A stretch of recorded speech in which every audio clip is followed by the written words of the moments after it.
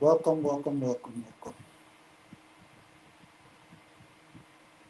So we are going to be looking at what the US is doing in the Americas. For those of you that are interested in participating in this conversation, I urge you to stick around. Stick around. Stick around. Um, I'm trying to get I'm trying to fix my microphone. I'm trying to fix my stuff. Um, I urge you to stick around, guys. Stick around just a little bit. Almost there. I forgot something else.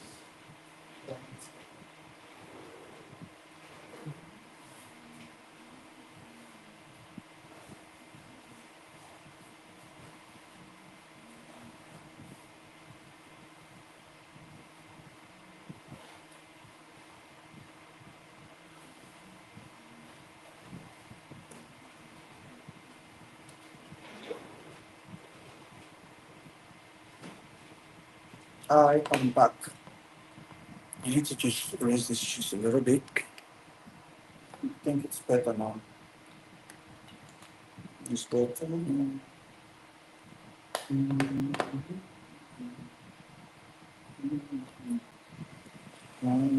Perfectly.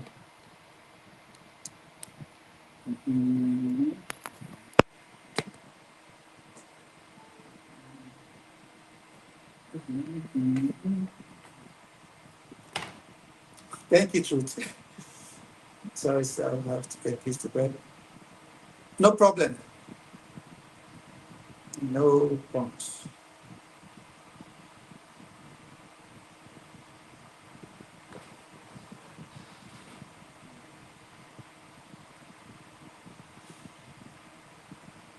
Okay. Can you put my ready?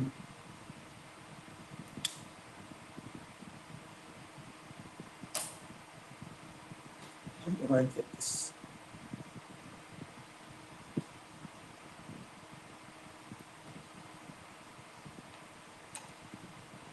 All right.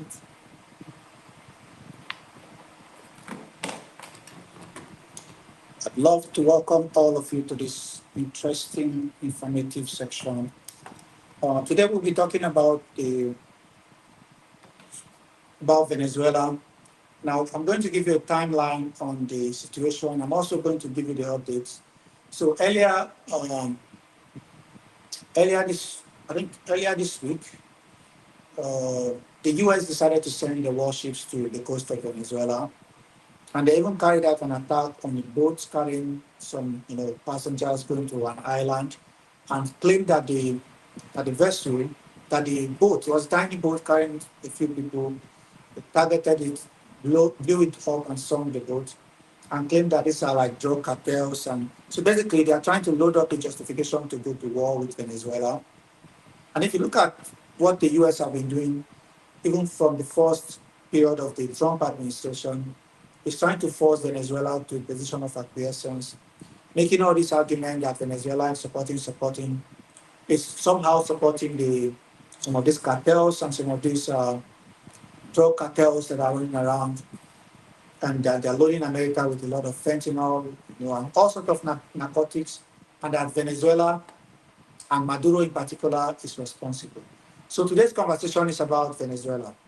So if you're just joining, you're welcome. If I can, I'm going to show you. Um,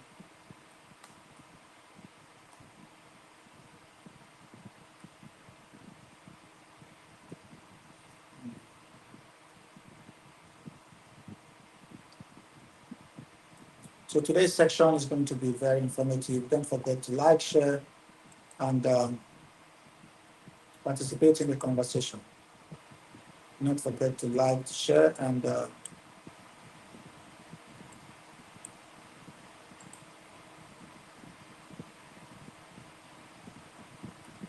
participate in the conversation. I'm trying to get the map before we begin. Like I said, don't forget to like, share, leave a comment, and if you have any question, I would also respond to the question in that regard. So the conversation is about what the US is doing in Venezuela.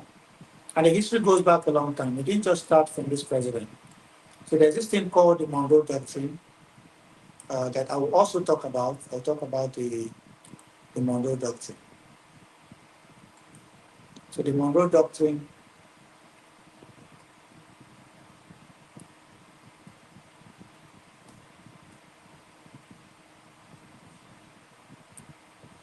is,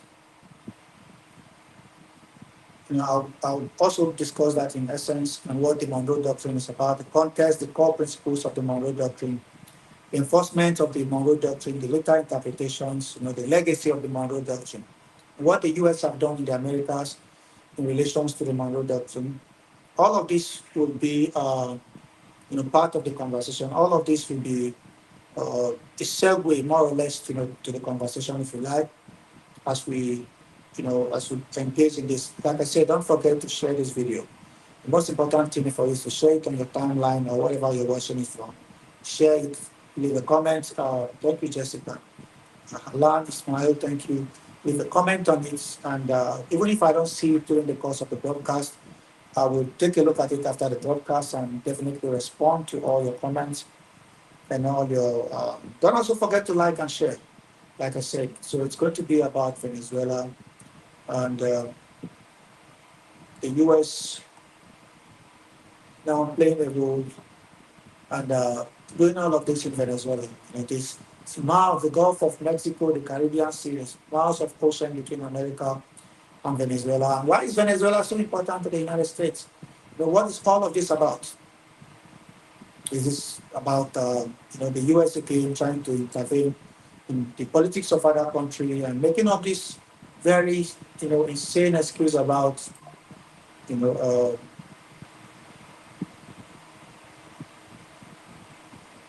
making up this insane excuse about drug trafficking and the role of all this cartel. Nobody believes that, as a matter of fact. There's nobody on earth that believes that nonsense that the US is talking about and accusing Maduro of being behind. Thank you so much for the shares. So the US is accusing the president and they're accusing Nicolas Maduro directly of, you know, I think it's better like this. Yes, yes, yes. Thank you so much. Thank you, Lolo. Thank you. Um, I would somehow try to expand the map for you guys to see.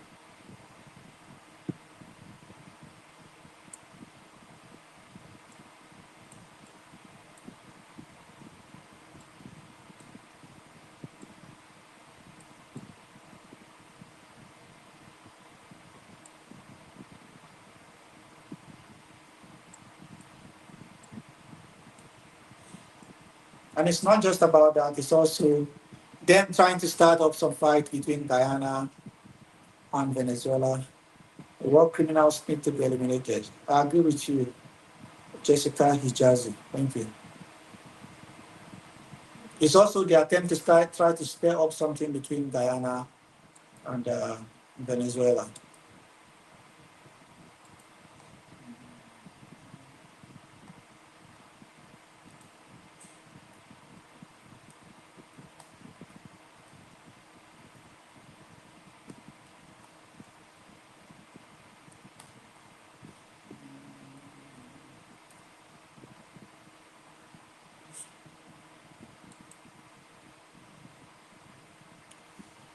Welcome, welcome, welcome to this conversation, guys. It's going to be an interesting conversation.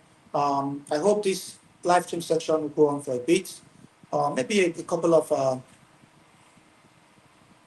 let's see, maybe a couple of hours. So today's conversation is about Venezuela and the recent tension between the United States of America and Venezuela.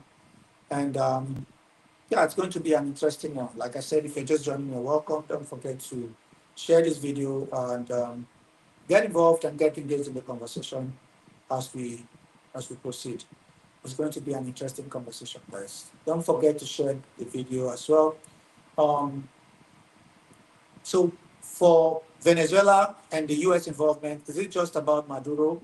It's about oil strategies and the U.S. trying to influence politics in the region and looking for sustenance, or is it the front line of centuries, old struggle between the empire and the independence of some of these countries in the Americas? We're also going to look at the history between the oil politics in Venezuela, the recent Trump intervention in the Americas, um, and the tension between the US and China and Russia and the future of Venezuela. Now let's look at the roots of the empire and the resistance. Now, and if you want to go back in history, but before we do that, let's also look at what is happening recently. In recent events, the US have decided. In recent events, the US have decided to position itself on the coast of Venezuela, claiming that it is there to stop the drug cartels from smuggling drugs into the US, and even placing a $50 million bounty on the head of the Venezuelan leader Nicolas Maduro, and um, and a host of other activities. And like I said, they targeted a boat carrying oil, a boat carrying some individuals, citizens by the way of Venezuela, and just sunk the boat and killed all of them on board. So this is the nature, the level of brutality of American politics. All of this is for profit. Now let's look at the roots of the U.S. intervention in the Americas and the sort of politics that they are playing in the region. So I want to go back to how it all started. We talk about the roots of the empire, the decolonization in the Americas, and we also talk about the Monroe Doctrine and the U.S., the United States of America. We talk about issues relating to the oil and modern Venezuela and a host of other issues that we will be discussing today. So why is the U.S. so obsessed about Venezuela? And what is the issue? There's also the whole stuff about territorial claim between Guyana and Venezuela, and they're fighting each other. And the U.S. also getting involved in it and saying, "Oh, we're going to support Guyana." All of this is because of I think it's because of the hatred for Maduro, and largely for the structure of the Venezuelan state. They want Venezuela to come to acquiescence. And in relation to the territorial claim, Venezuela contests the legitimacy of the 1899 arbitration award that granted most of the Essequibo to Guyana, claiming parts of the regions rich in minerals and more recently oil are rightfully Venezuelan territory. Now in 2023, we'll also look at the 2023 agreement. So in December 2023, President Maduro and Ali, which is the president of Guyana, agreed in St. Vincent and the Grenadines not to use force in resolving the dispute. However, Guyana has since accused Venezuela of violating both this agreement and the 2023, which was signed in 2023, binding order from the International Court of Justice by escalating provocative actions. And in recent escalation as well, land and security incidents, the ambush on Guyanese soldiers in 2025, where at least 6 soldiers were wounded in an ambush by suspected Venezuelan militant members across the Uyuni River. The actions have been perceived as a proxy effort by Caracas to increase pressure, and 6 GDF personnel were injured in that. The Guyanese Defense Forces, their personnel was injured in an attack likely to be a proxy operation. They are not saying that it was the Venezuelan army that did it directly, but proxies of Venezuela, they accused, were involved in that operation and accusing the Venezuelan government and Nicolas Maduro in particular of also being behind it and played some sort of role in it. And this is what they are creating. There are also maritime incursions. On March the 1st as well, 2025, there was another incident where the Venezuelan Coast Guard ship entered Guyanese exclusive economic zone and approached offshore oil infrastructure, notably the Exxon's Starbuck Block FPSO vessels like Prosperity and Lizard Destiny. Now challenge the vessels and the disputed water. So America is now tapping into Guyanese oil and playing like ExxonMobil and I think Chevron in that territory that is disputed in what Venezuela called the disputed area, trying to drill for oil. Although they had an agreement in 2023 or 2025 not to settle it with force, but Guyana have gone ahead to get the Americans to get involved in it, to give them backing, in order for them to, drill and take out the resources. And there's also the disputed elections in disputed region. Despite the ICJ warning, Venezuela held a regional election in the Espridio area because Venezuela controls most of it, appointing regional officials. Now, the actions was denounced by Guyana and the international observers as illegitimate and so on and so forth. And in advance, Guyana filed for provisional measures to the ICJ to stop the elections, citing threats to sovereignty and irreparable harm. So although this territory is largely under the control of Venezuela, Guyana is making a claim that that territory, they don't have legitimacy over it, and seeking help from the United States at a point in time when Venezuela is at its lowest ebb. So this is an interesting build up and scenario in terms of what is going on in the region. So we're also looking at the U.S. and the broader geopolitical involvement. Now, U.S. naval presence, like I said earlier, the U.S. now deploying warships into the area, into Venezuelan territorial waters, by the way. The U.S. is militarizing the whole area and claiming that it's there for, to stop the cartels, which in essence is there to protect the economic interests of the United States. Because now they are drilling for oil and they tapping into the resources in an area that is already disputed. So tensions have intensified, and continue to intensify as the U.S. naval activities in the South Caribbean, including operations against Venezuelan so-called linked drug traffickers under President Trump's directive, and claiming clearly, America making a clear statement that they are giving back into Guyana. So the U.S. has backed Guyana diplomatically, using language as such as unacceptable to describe Venezuela in caution and warning of consequence for further provocations. So this is the U.S. Getting involved in another conflict in the Americas for its benefit. And we will look at the long list of the U.S. involvement in the Americas, and as we continue to discuss this topic. So I'll give you a long list why the U.S. got involved in the Americas, and they're doing that under the guise of what they call the Monroe Doctrine. And this is what I'll give you guys some insight into that. Like I said, if you're just joining, if any question you have, I'm going to respond to them. And if there's any way you want to participate in the conversation, let's continue to engage. So the Monroe Doctrine is one of the most important pillars of U.S. foreign policy. It was first articulated on December the 2nd, 1823 by President James Monroe in his annual message to Congress. Now we'll look at some of the context of this, the key points of the Monroe Doctrine and what the Monroe Doctrine is about. Now the context of the Monroe Doctrine, at the time, most of Latin America had recently won independence from Spain and from Portugal. European powers like the Holy Alliance, which is Russia, which is modern-day Germany, Austria, and France, were considering helping Spain reclaim most of its lost colonies. The United States and Britain's encouragement, wanted to prevent Europe from reasserting colonial control of the Western Hemisphere.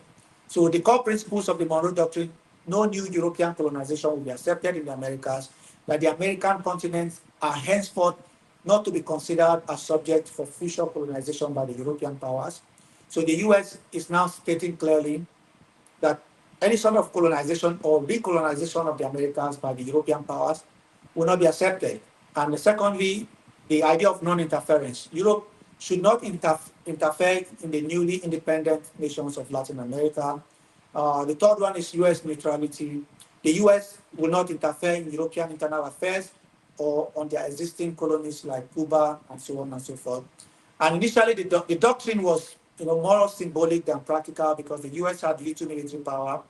And Britain's powerful navy, which also wanted to block Spain from regaining reclaiming colonies, also helped make the doctrine effective in practice. So Britain had the biggest navy at that time. And because America had made this pronouncement, Britain said, yeah, you can go ahead and do that and we will support you. So this was an attempt at that time by the European powers, like I said, the Holy Alliance, Russia, Spain, and Portugal, wanting to reassert their control over the Americas, and the U.S. president at that time, Monroe, has stated clearly that any further European incursion into the Americas will not be accepted. So let's look at the later interpretations of the Monroe Doctrine. The reason I'm building all of this up is for you to understand the role that the United States of America have played in the Americas, constant intervention, claiming that the Americas, America is the backyard of the United States of America. So it's not just Trump. Every American president have played a role in some sort of intervention in the Americas, and I'm going to adumbrate them one by one and explain them for you guys to understand.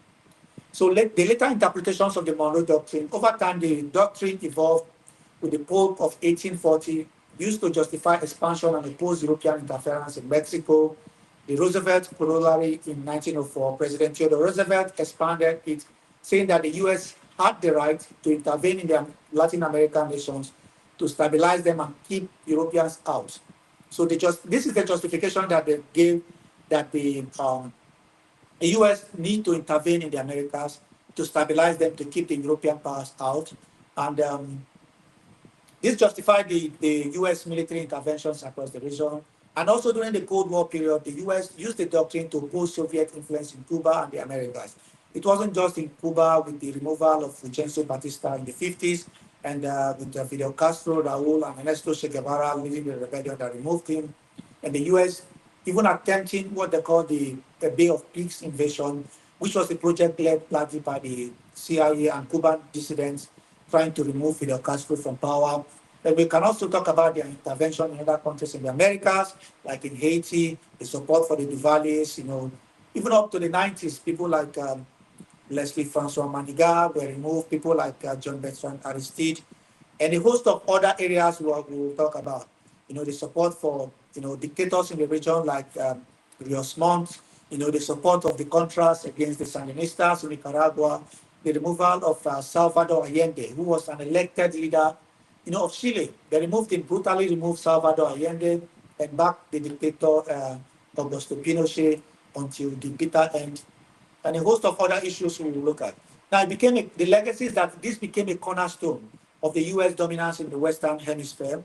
Now, Latin American nations also criticized it, seeing it as a pretext for US intervention and imperialism. And imperialism rather than true protection against Europe. So the claim is that, we are protecting you against Europe, we are doing X, Y, Z.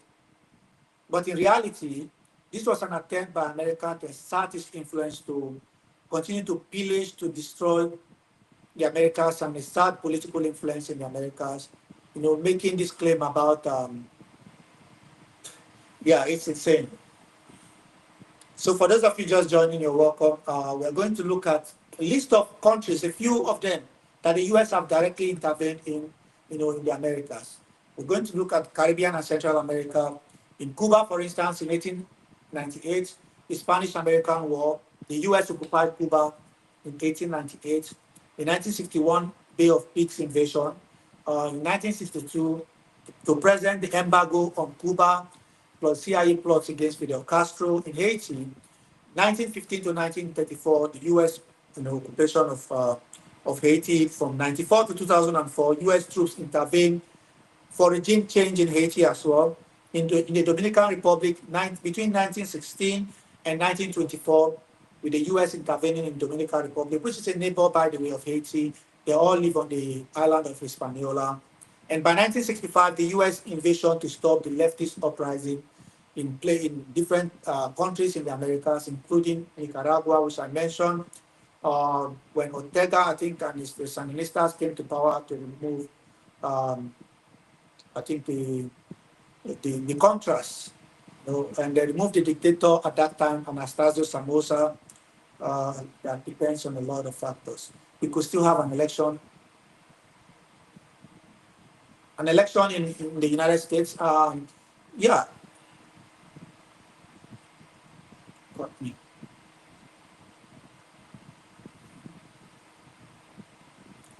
Well, in the Dominican Republic, like I said, in 1965, I saw the US invasion to stop a leftist uprising in the Dominican Republic. While in Grenada, in 1983, the US invasion Operation Urgent Fury toppled the Marxist government.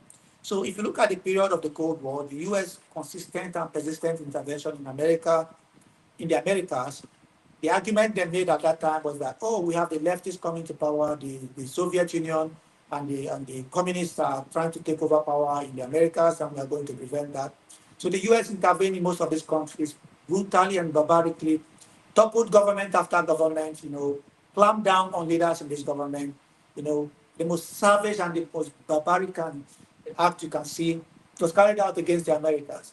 In as much as we are seeing the presence of America and the US military power in Africa and in the Middle East, this is what they've been doing to the Americas since the late 1800s. So, and also in Grenada in 1983, the US invasion, like I said, Operation Urgent Fury, which toppled the Marxist government. In Panama in 1903, the US backed Operation Separation from Colombia to secure the Panama Canal. Um, and in 1989, the US invasion to oust Manuel Noriega. We know about this incident and Manuel Noriega, claiming that, look, the Panama Canal belongs to Panama. Why should you guys control it? And carried out different, attacks against Manuel Noriega. And also in Nicaragua from 1912 to 1933, the U.S. Marines occupied Nicaragua. And in the 1980s, the CIA backed the Contras, like I said, against the Sandinistas. And the most popular aspect of it is what they call the Iran-Contra affair, which you guys know about, which is the U.S. basically using Israel as an outlet to supply arms to Iran during the Iran-Iraq war to get funding, because the Congress at that point have denied Congress funding to the Reagan administration because they were funding the Contras as against the Sandinistas that took over power from Anastasio Somoza, and they wanted to continue the funding, and this was under the Reagan administration. So what the U.S. did was a covert operation in order to sell arms to Iran to fight. And this is crazy because when Iran and Iraq were fighting, Iraq had most of their supplies from the United States. The same US wanted to sell arms to Iran, but didn't want to sell arms directly to Iran because student hostage crisis had happened in 1979 in Iran after the Shah came to power and the removal of the the Shah. The Shah was removed from power, and the Khomeini, came to power after the Shah. I think Pahlavi, Mohammad Reza Pahlavi was removed from power, and then they wanted to, the U.S. was not happy with that, and Iran and Iraq basically went to war, in a war largely instigated by the United States, and then, Saddam went to war with them, thinking he can stop the revolution from spreading, and that war cost and took the lives of over 2 million people. The U.S. gave arms to both sides to basically torture each other, and it's what is popularly known as the Iran-Contra affair. For those of you that want to know, which continued, and in Guatemala, by the way, the CIA backed the coup that ousted Jacobo Arbenz. In Guatemala, they backed the dictator General Rios Montt to take over power. And from the 60s to the 90s, the US also supported military governments during the brutal civil war, which from the late 60s to the early 90s or thereabout, they backed all sorts of government. And in South America, we talked about in Chile, the US in 1973, the CIA backed the coup against the democratically elected government of Salvador Allende and installed General Augusto Pinochet. And in Brazil in 1964, the US also supported the coup against President João Goulart, and the military dictatorship was installed in Brazil. In Argentina in 1976, the US backed the military junta during the Dirty War period. In Uruguay in 1970, the US provided support to military government during Operation Condor. In Bolivia in 1971, the US supported the coup bringing Hugo Banza to power.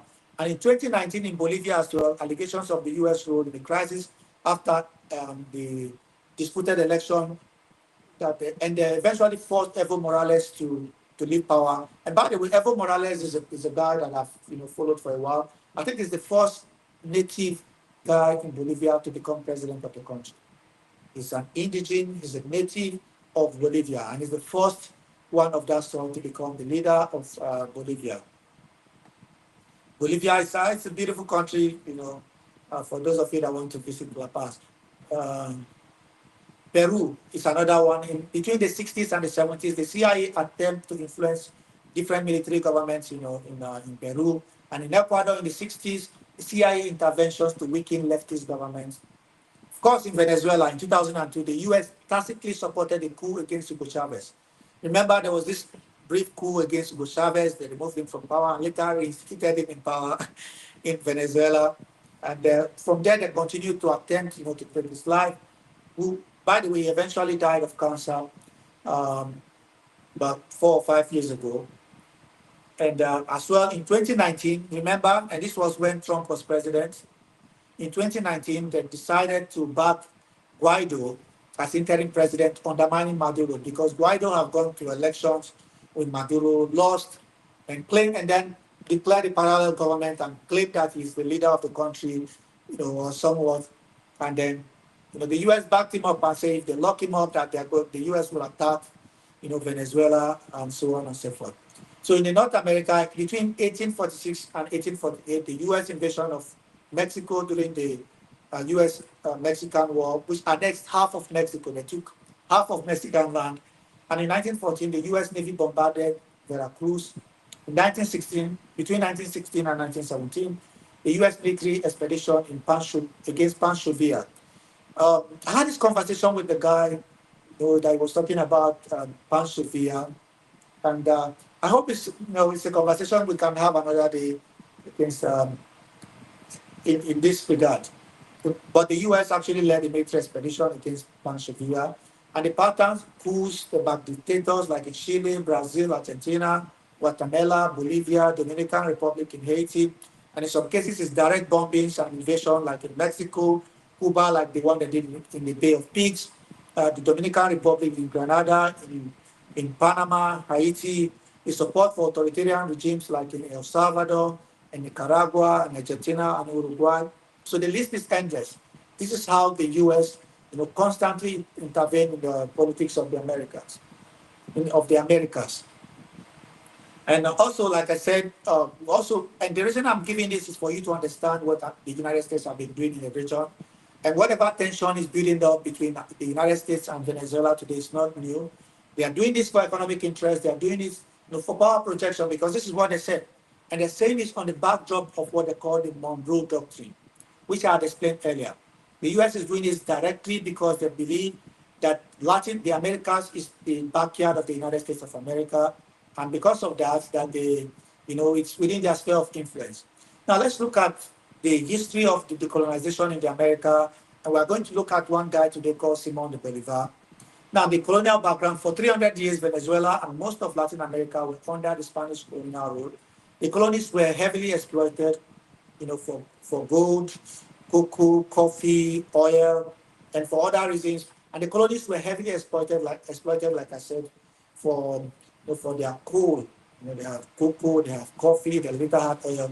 The society was divided: Spanish-born elites, which they call the Peninsulares, versus the Creoles, who are the local born of Spanish descent, or the indigenous people. Others are enslaved Africans and mestizos.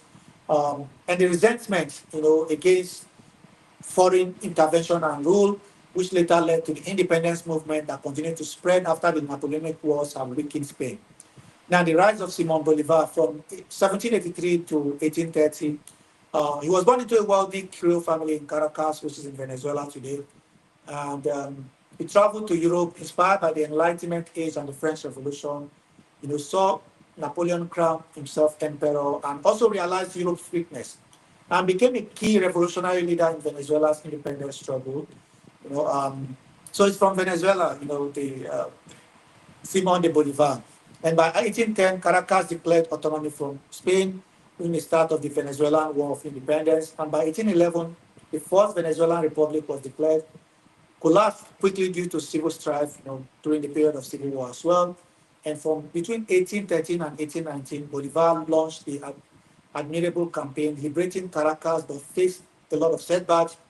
And by 1819, there was a victory at the Battle of Boyaca, which is in Colombia today, which was the turning point of the uprising and the revolution that was led by Simon de Bolivar. And by 1821, there was a decisive victory at the Battle of Carabobo, which secured Venezuelan independence.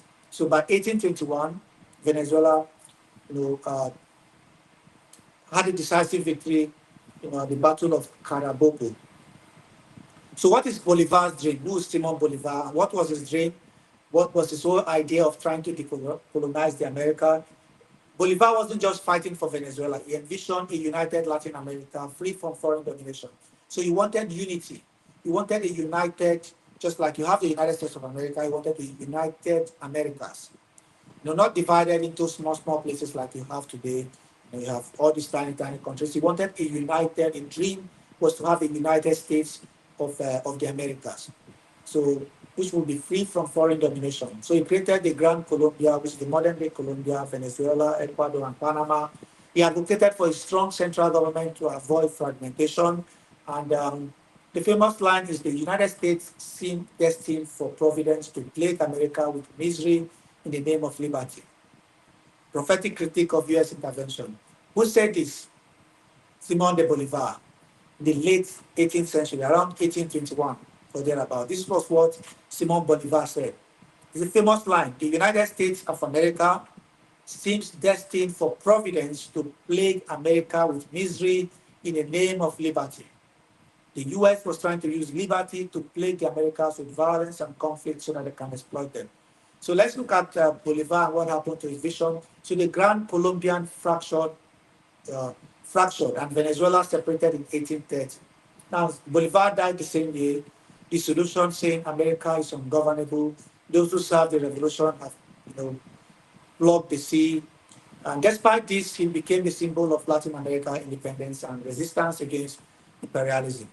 Now, let's look at the decolonization beyond Venezuela. Now, Bolivar's campaign liberated most of northern part of Southern America, Venezuela, Colombia, Ecuador, Bolivia, which was named after him, and Panama. Now, the parallel revolutions led by Jose de San Martin in South America also led to the independence of countries like Argentina, Chile, and Peru. And by the 1820s, Spain has lost most of its colonies in the Americas, except Cuba and Puerto Rico. This wave marked the first great decolonization movement in the modern world. It was the first time in history.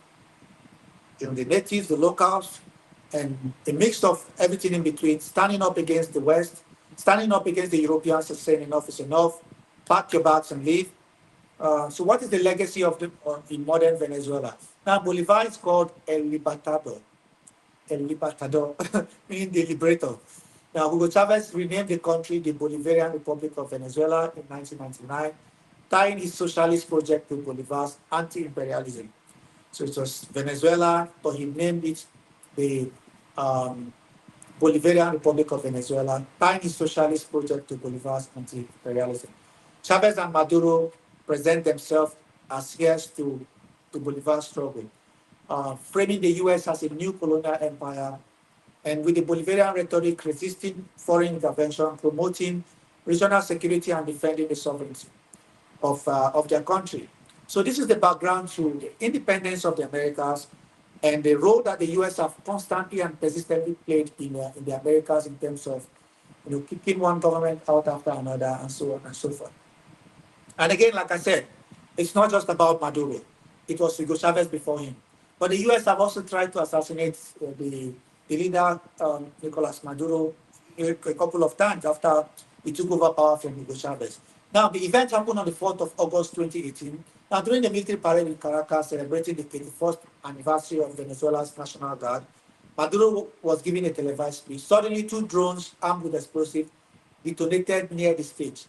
Chaos erupted. Maduro's security rushed to shield him with bulletproof shields. Soldiers scattered and a live broadcast was caught. Maduro was unharmed, but 7 soldiers were injured as a result of that. Now, Maduro blamed the U.S. directly for it. Colombia, he blamed a couple of people. He blamed the Colombian president's son, uh, Juan Manuel Santos, who's allegedly coordinating with Venezuelans in exile, and the United States of America under Donald Trump, claiming the U.S. agencies supported the plot. Now, the quote from Maduro: "They tried to assassinate me today, and everything points to the right wing in Venezuela, in alliance with Colombia and elements in Miami. These are the guys that want him gone." By the way, Miami have always been the center of some of these American, maybe it's because of the CIA. Maybe one of the office of the CIA is in Miami for plotting, the overthrow of some of these leaders or intervening in Latin American politics, as a matter of fact. This has always been the case. Over and over again, we have seen this same scenario with the US, intervening constantly in the politics of the Americas. Even during the invasion of the Bay of Pigs, they used the same place. Miami was the place they coordinated and boarded boats, to attack and try to remove the leader of Cuba at that time, Fidel Castro, from power. So Venezuelan authorities arrested dozens of suspects, including opposition activists and military officers. Some of the attackers were allegedly trained in Colombia and financed by exiled Venezuelans living in the US, particularly Florida. Like I said, Miami in Florida. They used the DJI Matrix 600 models modified with C4 explosives. Now, what was the US response to this? The US administration under Donald Trump at that time denied any involvement. The US officials dismissed Maduro's accusation as a way to justify further crackdowns on the opposition. Still, this came amid Trump's open discussion of military options in Venezuela. On one hand, they were discussing and advocating for a direct intervention in Venezuela to overthrow Maduro from power. And when that happened, they denied, said, we are not involved in this. This is not exactly the assassination of the Haitian president, Juvenal Moise. Who are the mercenaries that did that? Colombian mercenaries, a few mercenaries from the United States. Every time this thing happened, the right-wing elements in Colombia, they're coming from Colombia and from Miami, doing the bidding of the United States in the region. Not in broad daylight, at night they went to the presidential palace and basically slain the leader of Haiti, Juvenal Moise. And this was about 5 or 4 years ago, if I'm not mistaken. Now let's look at the broader context of this. The assassination attempt was the first known drone attack on the head of a state in history. It highlighted Venezuela's deep domestic unrest, the extent of U.S. hostility towards Maduro, the growing use of technology. People talk about drone warfare and the fight between Russia and Ukraine. Well, these drones have been used against Maduro. It's the first time they tried to assassinate, a leader with using drone. Where the United States have been using drone in Yemen, and Afghanistan and other places for a while. But to use that to try to assassinate a world leader, giving a speech on stage is crazy. Afterwards, Maduro launched a wave of arrests against alleged conspirators and accused Washington of sponsoring terrorism in Latin America. Now, why is this important to understand in terms of the trend between Maduro and Donald Trump recently? Now, reinforced Maduro's narrative as the US was actively trying to eliminate him physically and not just politically, became a propaganda tool in Caracas to rally domestic support and international support, especially from the likes of Russia, China, and Cuba. And China has been doing a lot of business with Venezuela lately, and they've been doing a lot of business with them. For Trump, the episode fell into his administration maximum pressure campaign. Sanctions and the recognition of Guaido and the call for military intervention. So this has been this long life ambition to intervene in the politics of Venezuela. So we are going to look at a host of other issues today. Like I said, the recent standoff between the U.S. and Venezuela, the U.S. presence as it is today now on the coast of Venezuela, carrying out these subversive activities. And just let us know, what do you think about this? Is the U.S. there for oil? Is it there to root out the drug cartels like the U.S. President Donald Trump is claiming? Are they there do they have other ulterior motives? What exactly is the U.S. looking for in Venezuela? And is the goal regime change? Is the U.S. trying to topple the government of Nicolas Maduro and institute the puppet government? I'm going to pose this. Is it trying to institute a puppet government, in Caracas? What is this about? Are they trying to, because again, like I said, Guyana, on the other hand, is now bringing in American companies to drill for oil in a place that is disputed, that Venezuela claims to own. And the U.S. wants to back up Guyana and using Guyana now to fight against Venezuela. So it's a very complicated issue. And they have been playing this game of divide and rule, which is a strategy for the U.S. Goal and ambition in the region. So tell me what you think about this, guys. And if you enjoyed the video so far, don't forget to like, to share the video, and leave a comment. If you have any question for me, we'll take a look at them and see you in the next video.